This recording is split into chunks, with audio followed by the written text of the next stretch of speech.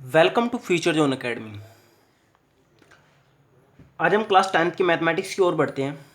तो class 10th में हमारा मैथमेटिक्स का चैप्टर चल रहा था दो चर वाले रैखिक समीकरण। इस चैप्टर पे हम बहुत दिनों से काम भी कर रहे थे, लेकिन क्या हो रहा था कि कुछ काम की प्रॉब्लम की वजह से कि नेक्स्ट वीडियो नहीं आ पा रही थी। तो आज मैं इसको चैप्टर को शुरू कर रहा हूँ और जल्द ही इसको समाप्त भी कर देंगे।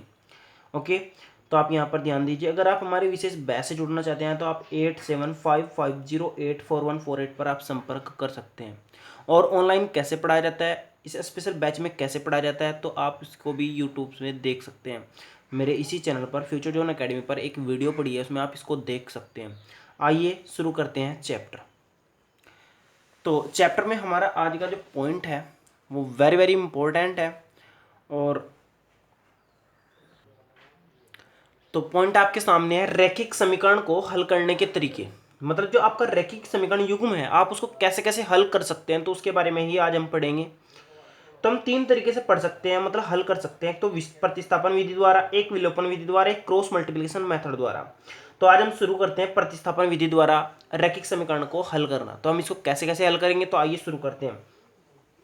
यहाँ पर आपको a1x plus b1y plus c1 बराबर 0 एक समीकरण तो ऐसी होगी, और एक समीकरण a2x plus b2y plus c2 बराबर 0 एक समीकरण ऐसी होगी। आपको क्या करना है, आपको पहले वाली समीकरण से y का मान ज्ञात कर लेना है। क्या कर लेना है, y का मान ज्ञात कर लेना है। और जो भी आपका y का मान होगा उसको आप दूसरी समीकरण में रखेंगे, और रखने के बाद आप x का मान प्राप्त कर लेंगे। जो आपका x का मान प्राप्त होगा उस मान को फिर आप y में रखेंगे और y का मान प्राप्त कर लेंगे। इस प्रकार आप दोनों मान प्राप्त कर लेंगे और आपके आंसर भी आ जाएंगे। ओके, तो आइए शुरू करते हैं। तो इसी के कुछ एग्जाम्पल, इसी के टॉपिक के कुछ क्वेश्चन, ताकि आप इसको अच्छी से समझ सकें। तो आपका जो पहला क्वेश्चन है तो वो है, प्रतिस्थापन विधि से हल करें 7x माइनस 15y बराबर 2, x प्लस 2y बराबर 3। तो मैंने यहाँ पर पहले ही सोल्व किया हुआ है। तो देखिए आप ध्यान से, पहले मैं क्या लिखूंगा, दिए गए समीकरण। तो आप यहाँ पर 7x माइनस 15y बराबर 2 और x प्लस 2y बराबर 3 कर लेंगे। तो फिर लिखेंगे समीकरण एक से y का मान ज्ञात करने पर 7x माइनस 15y बराबर 2 होगा। और यहाँ से आप y का मान निकाल रहे हैं तो आप इस टर्म को क्या इधर लेते जाएंगे और इसको इधर, तो 7x माइनस 2 बराबर 15y हो जाएगा। और फिर आप क्या करेंगे, यहाँ पर 15 से इसको डिवाइड करके y का मान निकाल लेंगे। ये आपका क्या है, y का मान है। अब आपको क्या करना है, इस y के मान को दूसरे वाली समीकरण में रखना है। तो समीकरण 2 में रखने पर आपने क्या किया, यहाँ पर जहाँ पर y था, ये y की जगह आप इसको मान को रख रहे हैं। तो हमने क्या किया, x प्लस 2, यहाँ पर 7x माइनस 2/15 प्लस 3। तो यहाँ पर 15 से मैंने गुणा कर दी, तो ये आपका हार गायब हो जाएगा। तो 15x तो ये हो जाएगा 15, ये आपका 7 दूनी 14x हो जाएगा, और 2 दूनी 4, क्योंकि 15 से 15 कट जाएगा। और यहाँ पर 15 तिया 45 हो जाएगा। अब ये 4 आपका इधर पहुंच जाएगा, तो ये आपको पहुंच जाएगा 49, और ये आपका 15 और 14 कितने होते हैं, 29। तो x का मान कितना होगा, 49/29। ये आपका मान निकल गया। अब आपको मैंने पहले ही बताया है कि आपको पहले x का मान निकाल कर फिर y में रखना है। अब इसको क्या करें, यहाँ पर वापस रख रहे हैं। अतः y का मान 7x माइनस 2/15, तो x का मान 49/29 रखा। तो 29 दुनिया आपका 58 हो जाएगा, 7 9 63 यानी 3, और 7 चौक 28 6 34 यानी 343 माइनस 58 हो जाएगा। और ये घटाकर आपका 285 बटे कितना हो जाएगा, कैलकुलेट कर लेंगे। कैलकुलेट करने के बाद हमारा बचेगा 19/29। तो इस प्रकार आप देख रहे हैं। तो आपने क्या तरीका अपनाया, आपने तरीका अपना, पहले समीकरण से y का मान निकाला और y का मान निकालकर दूसरी समीकरण में रखा, और रखने के बाद आपने x का मान प्राप्त किया और उसको फिर वापस y में रखा और y का मान भी निकाल लिया है। इसी बेस पर हम है ना क्वेश्चन को सोल्व करते जाएंगे। तो एक और क्वेश्चन देखते हैं। तो क्वेश्चन आपके सामने है। ये क्वेश्चन वेरी वेरी इंपॉर्टेंट है और ये पेपर में 2-3 बार रिपीट भी हुआ है। आफ्ताब अपनी पुत्री से कहता है कि 7 साल पहले मैं तुमसे 7 गुनी आयु का था, अब से 3 वर्ष बाद मैं तुमसे केवल 3 गुनी आयु का रह जाऊंगा। तो इस अवस्था को गणितीय विधि द्वारा प्रदर्शित करना है और प्रतिस्थापन विधि द्वारा क्या करना है, हल भी करना है। ओके, तो आप ध्यान दीजिए। यहाँ पर पहले हम क्या कर लेते हैं, सॉल्यूशन में माना वर्तमान आयु कितनी है हमारे पास, आफ्ताब की इधर मान ली और पुत्री की इधर मान ली। आफ्ताब की आयु मैंने कितनी मान ली, x मान ली, और पुत्री कितनी मान ली, y मान ली। उसके बाद 7 वर्ष पूर्व, तो 7 दोनों में से माइनस कर देंगे। 7 साल पहले ये 7 साल पहले पुत्री की हो जाएगी। 3 वर्ष बाद की बात करें तो इसमें 3 3 ऐड कर दिया जाएगा। अब प्रथम शर्त उसने दी कि 7 साल पहले मैं तुमसे 7 गुनी आयु का था, तो 7 साल पहले यानी 7 गुणा पुत्री बराबर आफ्ताब, तो पुत्री का आयु यहाँ पर y-7 रख देंगे और आफ्ताब की कितनी x-7 जो भी यहाँ पर है, फिर हम इसकी मल्टीप्लाई कर लेंगे, 7y-7 से 49 हो जाएगा। यहाँ से मेरे को y को मान चाहिए, क्या चाहिए, y का मान, तो मैंने यहाँ पर 7y का मान निकालने के लिए y का मान इधर रख लिया 7y और बाकी सब इधर ट्रांसफर कर दिया।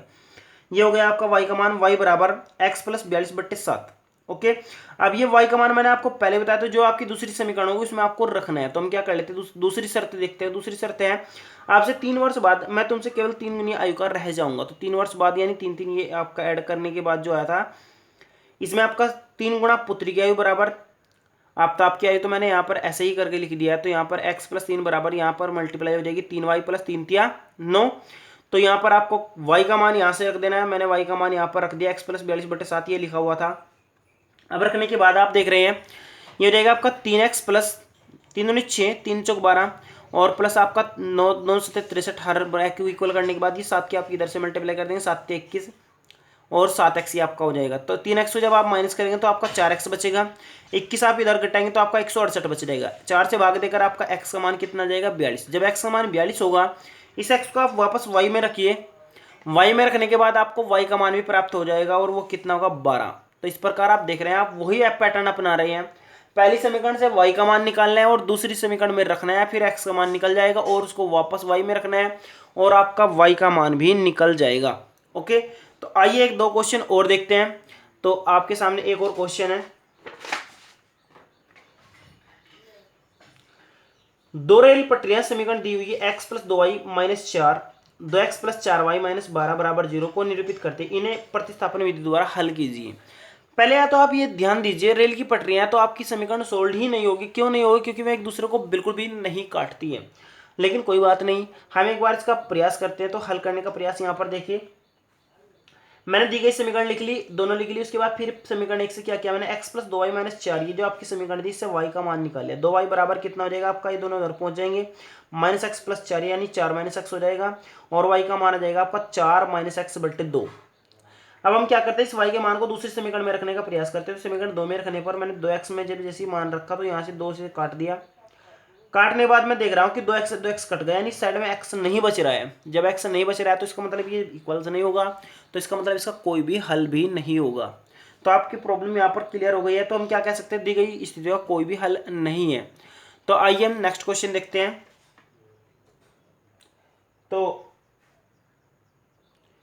तो कुछ क्वेश्चन आपके सामने और कर रहे हैं, ये आपके सेम पैटर्न पर आधारित क्वेश्चन है। तो क्वेश्चन आपका क्या है, निम्न समीकरण को प्रतिस्थापन विधि से हल कीजिए।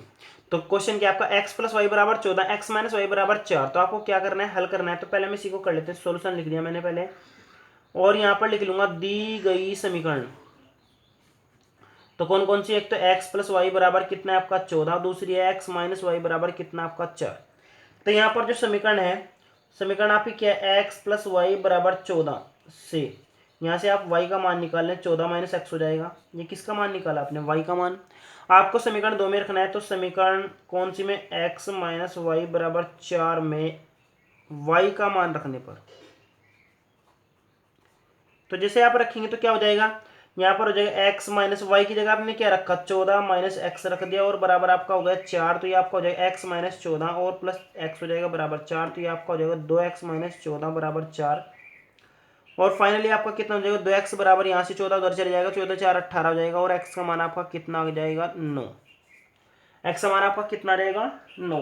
ये जो आपका x बराबर 9 आया, तो आपको क्या कर देना है, वापस रख देना है। तो यहाँ पर y का मान आपका कितना था, 14 - x, तो 14 - 9 यानी 14 में से 9 जाकर 5, यानी y का मान आपका मान कितना होगा, 5।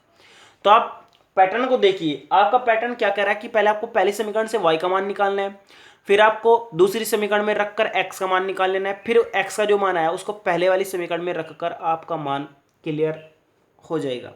तो एक दो क्वेश्चन और देखते हैं। दूसरा क्वेश्चन आपके सामने है, दूसरा क्वेश्चन है √2x + √3y = 0।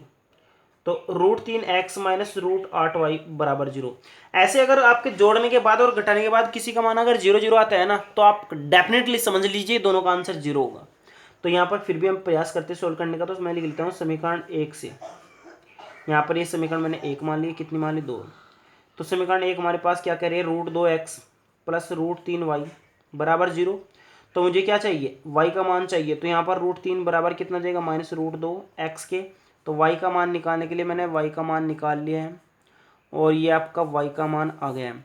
अब आपको क्या करना है, दूसरे वाली समीकरण में रखना है। तो लिख देंगे समीकरण 2 में रखने पर, 2 में रखने पर जैसे मैं इसको 2 में रखूंगा तो आप ध्यान दीजिए दूसरी समीकरण हमारे पास क्या है, √3 x माइनस ये आपका √8 है और y का मान आपका कितना है, √2/√3 और x बराबर 0। आप देख रहे हैं x दोनों में है, तो जब दोनों में है और बराबर 0 है तो x का मान ही क्या होगा, 0 होगा। जब x का मान 0 है तो आप यहाँ पर रखिए तो वो आपका y का मान भी कितना होगा, 0 होगा। यानी इसका मतलब दोनों के दोनों आपके क्या है, 0 है।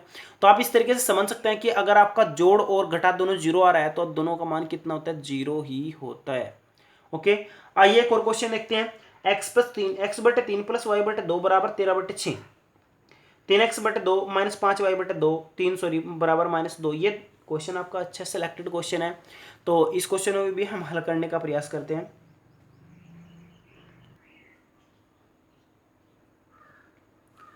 तो क्वेश्चन आपके सामने है, तो x/3 प्लस y/2 बराबर 13/6 समीकरण आपकी पहली है और ये 3x/2 माइनस 5y/3 बराबर -2 ये आपकी समीकरण दूसरी। तो आपको क्या करना है, समीकरण 1 से कर लेंगे। पहले तो क्या कर लेंगे, x/3 प्लस y/2 बराबर 13/6। आपको मैंने कहा कि आप पहले हर बराबर करके इसका क्या कर लेना, y का मान याद कर लेना। तो मैं यहाँ पर हर बराबर करता हूँ, तो यहाँ पर आपका हो जाएगा 2x प्लस 3y/6 बराबर 13/6, 6 से 6 कट जाएगा और ये हो जाएगा आपका 2x प्लस 3y बराबर कितना, 13 है। तो यहाँ पर 3y बराबर हो जाएगा आपका 13 माइनस 2x और y का मान आपका हो जाएगा 13 माइनस 2x/3।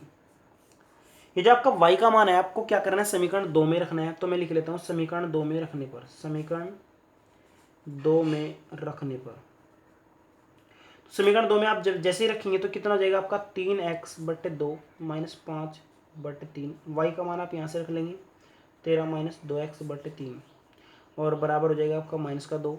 तो जब आप यहाँ पर भी हल करेंगे तो आपका यहाँ पर एलसीएम कितना आ जाएगा, 3 3 9 तो ये हो जाएगा आपका, और 9 दूनी 18 तो आपका 18 एलसीएम हो जाएगा। तो यहाँ पर 3 3 9 9 3 27 तो आपका ये हो जाएगा।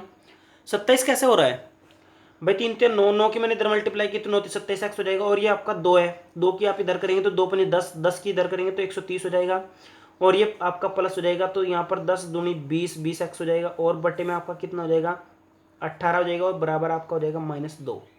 अब आप एक बार ध्यान दीजिए, 20 और 27 कितना हो जाएगा आपका 47 एक्स, तो आपका ये हो गया और -130 हो गया। 18 की जब इधर गुना करेंगे तो 18 दूनी 36 हो जाएगा। तो 47 एक्स जब आप इसको इधर ले जाएंगे तो ये आपका प्लस का हो जाएगा कितना, 130 माइनस आपका हो जाएगा 36। तो जब जैसे ही माइनस करेंगे तो 4 बच जाएगा और आपका क्या बचेगा, तो 130 में से आप यहाँ पर 6 माइनस करें तो अभी तो आपका यहाँ पर 3 है ना, तो यह 3 आपका 2 रह जाएगा, एक हासिल चलेगा तो 2 यानी 12, 12 में 3 जाकर आपका 9 रहेगा। तो आपका बचा 94